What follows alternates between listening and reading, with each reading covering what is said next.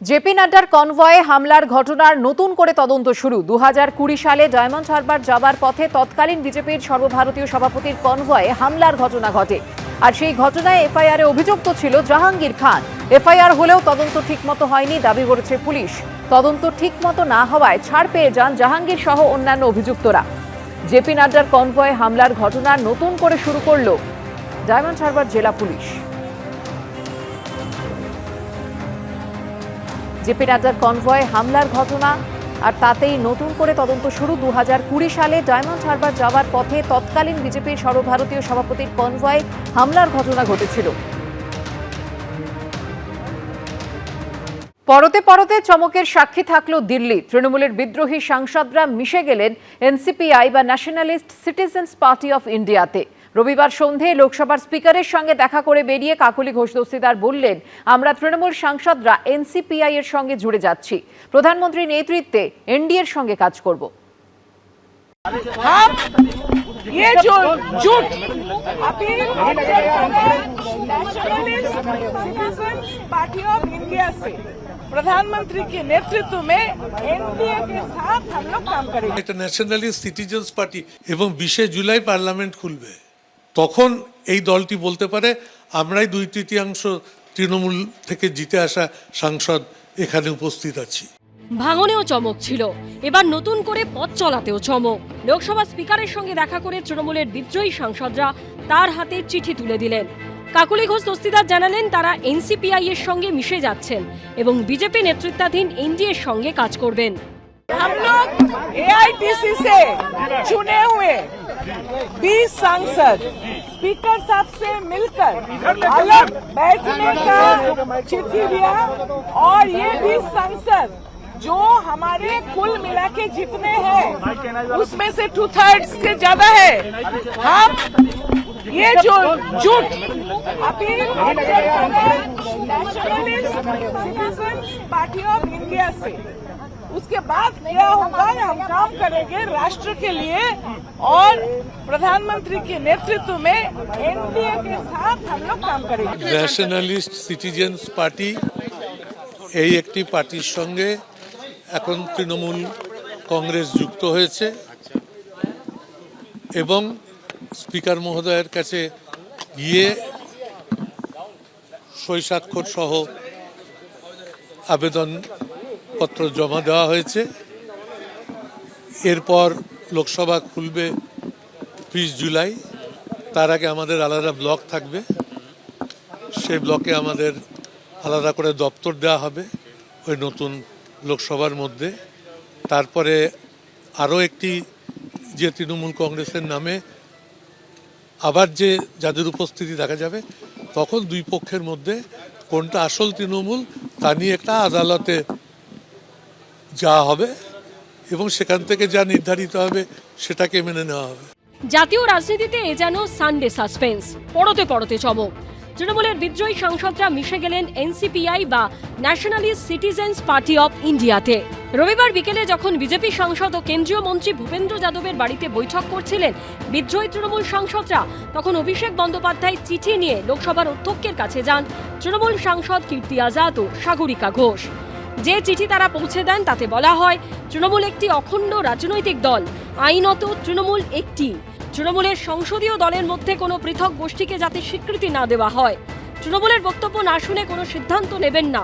স্পিকারকে চিঠি দিয়ে আর্জি জানান তৃণমূলের লোকসভার দলনেতা অভিষেক বন্দ্যোপাধ্যায়। যারা ভাঙতে চেষ্টা করছে তারা ভাঙতে পারবে না। আমরা চিঠি দিয়েছি স্পিকারকে যে যারা একটা আলাদা গ্রুপ, আলাদা একটা জোট বানাতে চেষ্টা করছেন, এটা এটা এটা এটা সংবিধানের বিরুদ্ধে, এটা সংবিধানে এটা নেই। এরপরে অধ্যক্ষের সঙ্গে দেখা করেন বিদ্রোহী সাংসদরা। কিছু বলবেন, কি হলো সিদ্ধান্ত? সিদ্ধান্ত হয়ে গেছে, চিঠি জমা পড়ে গেছে। চলুন, কি হলো চিঠিতে? পার্টি অফিস খোলা হবে, অফিস খোলা হবে। সব মিলিয়ে পরতে পরতে চমকের সাক্ষী থাকলো দিল্লি। বিজেন্দ্র সিংহ ও শিবাশিস মৌলিকের রিপোর্ট, এবিপি আনন্দ। তৃণমূলের বিদ্রোহী সাংসদদের এনসিপিআই এর সঙ্গে জুড়ে যাওয়া নিয়ে কটাক্ষ ছুড়ে দিয়েছেন কুণাল ঘোষ। তিনি বলছেন, নাকের বদলে নড়ুন, বিজেপির বন্ধু হব, কিন্তু বিজেপি দরজা খুলল না। মার্চ করার হলে সরাসরি বিজেপি না হয়ে এসব কি? বিজেপিও ওদের নিতে চায় না, শুধু ব্যবহার করছে। কটাক্ষ ছুঁড়ে দিয়েছেন Kunal Ghosh.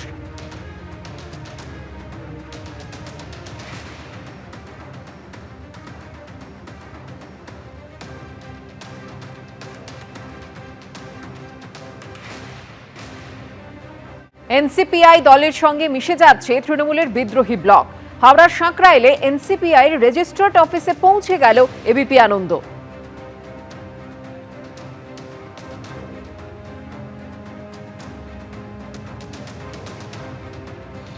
Nationalist citizens party of India, যে রাজনৈতিক দলে যোগদান করতে চলেছেন তৃণমূলের বিদ্রোহী ব্লকের সাংসদেরা, সেই পার্টিরই রেজিস্টার্ড পার্টি অফিস হচ্ছে এটা।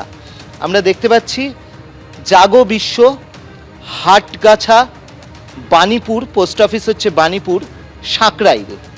এটাই হচ্ছে এই যে এনসিপিআই, তার রেজিস্টার্ড অফিস হচ্ছে এটাই। আমরা এসেছিলাম এই রেজিস্টার্ড অফিসে। এখানে যেটা দেখা যাচ্ছে, একটি স্বেচ্ছাসেবী সংস্থা এখানে চলে, এবং উত্তীয় কুণ্ডু এবং শিউলি কুণ্ডু।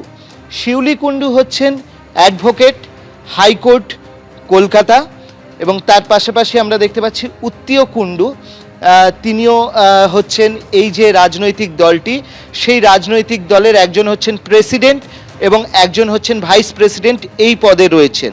এবং এই যে স্বেচ্ছাসেবী সংস্থার অফিস, সেই অফিসেতেই কিন্তু এই রাজনৈতিক দলের রেজিস্টার্ড অফিস এমনটাই নথিভুক্ত করা রয়েছে।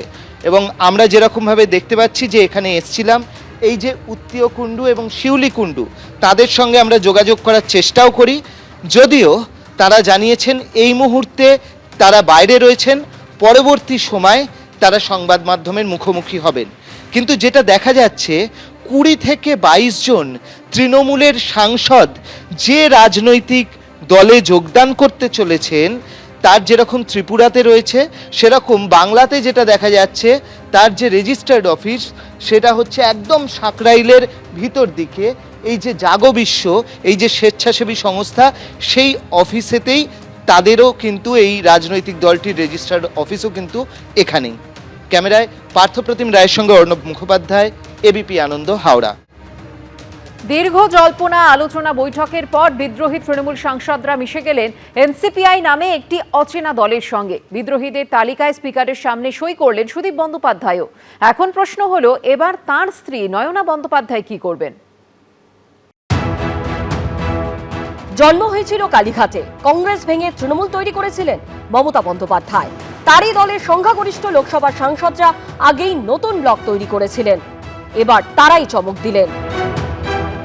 এমন একটি দলের সঙ্গে মিশে যাবার ঘোষণা করলেন, যার নাম আগে কজন শুনেছেন সন্দেহ আছে। ন্যাশনালিস্ট সিটিজেন্স পার্টি, এই একটি পার্টির সঙ্গে এখন তৃণমূল कांग्रेस যুক্ত হয়েছে। प्रधानमंत्री के नेतृत्व में एनडीए के साथ हम लोग काम करेंगे। এই আবহে সোশ্যাল মিডিয়ায় বিজেপির প্রাক্তন রাজ্য সভাপতি তথাগত রায় কটাক্ষ করে লিখেছেন, 4 বছর আগে রেজিস্ট্রিকৃত ন্যাশনালিস্ট সিটিজেন্স পার্টি, ঠিকানা বাঁকড়া, হাওড়া, সেই পার্টিতে মিশে গেল বিক্ষুব্ধ তৃণমূলীরা। মমতা ভেবে দেখুক কাদের নিয়ে পার্টি বানিয়েছিল, যারা আগে থেকে এই বাঁকড়াস্ত পার্টি বানিয়ে রেখেছিল।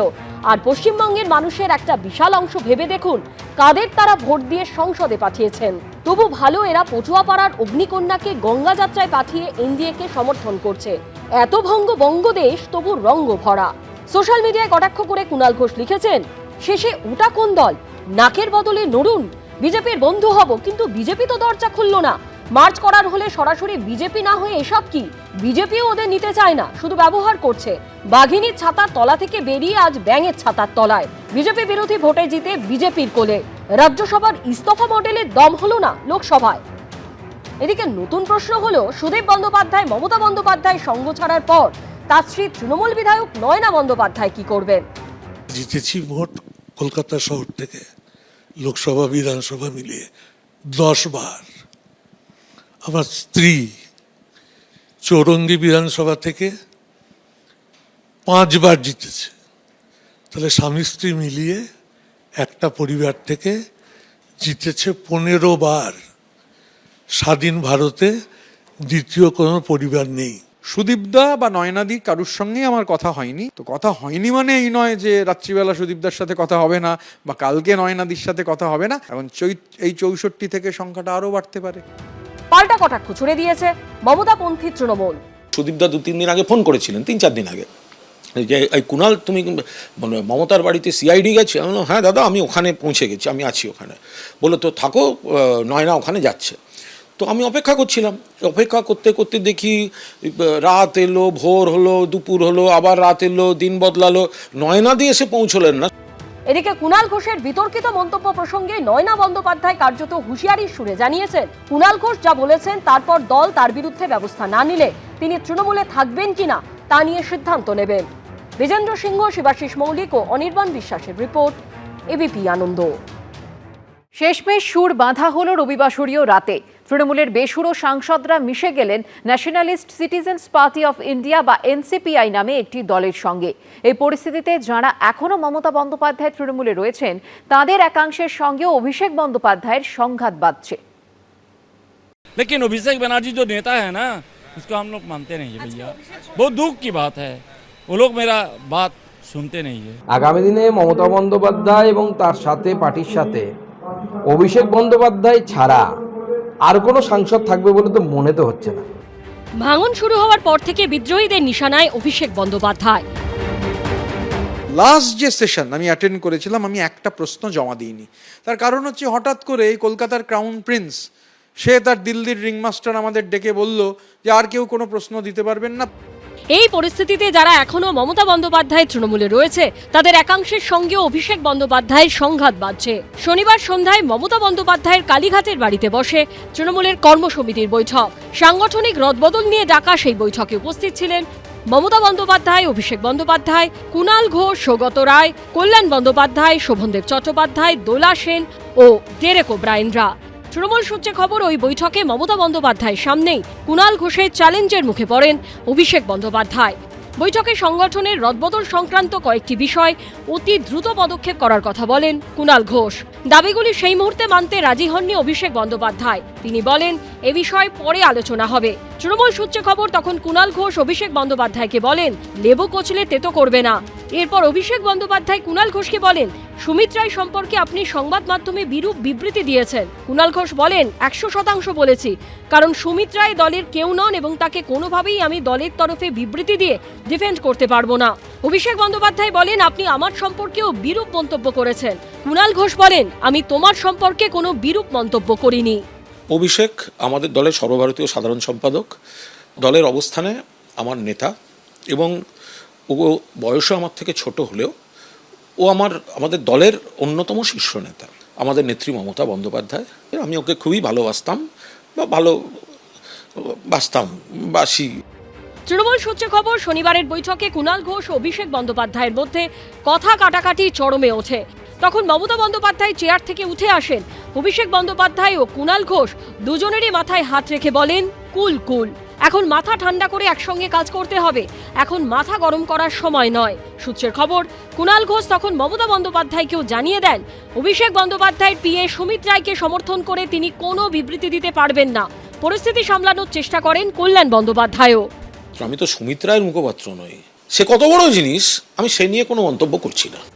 অভিষেক বন্দ্যোপাধ্যায়ের আপ্তসহায়ক সুমিত রায়ের খোঁজে শুক্রবার গভীর রাতে অভিষেক বন্দ্যোপাধ্যায়ের কালীঘাট রোডের বাড়িতে যায় শালবনী থানার পুলিশ। সূত্রের খবর, 4 ঘন্টা ধরে ডাকাডাকি সত্ত্বেও দরজা না খোলায় ভাঙা হয় তালা।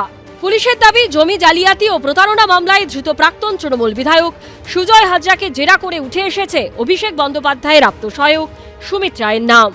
এরপরই সুমিত রায় সম্পর্কে ক্ষোভ উগরে দেন কুণাল ঘোষ। সুমিত রায় জাতীয় লোকজন, এরা গোটা পার্টিটার 12টা বাজিয়ে দিয়েছে। বিরাট বড় বড় ব্যাপার, ফেরেববাজগুলো কোথায়? সব মিলিয়ে মমতা বন্দ্যোপাধ্যায়ের তৃণমূল এখন এলোমেলো। অনির্বাণ বিশ্বাস ও অর্ণব মুখোপাধ্যায়ের রিপোর্ট, এবিপি আনন্দ। দীঘায় পর্যটকদের আর 10 টাকা চাঁদা দিতে হবে না ঘোষণা মুখ্যমন্ত্রীর। আগে সরকারের সময় পর্যটক পিছু 10 টাকা করে চাঁদা নেওয়া হতো। 1 জুলাই থেকে আর সেই টাকা দিতে হবে না পর্যটকদের। দীঘায় প্রশাসনিক বৈঠকের পর ঘোষণা মুখ্যমন্ত্রী শুভেন্দু অধিকারী।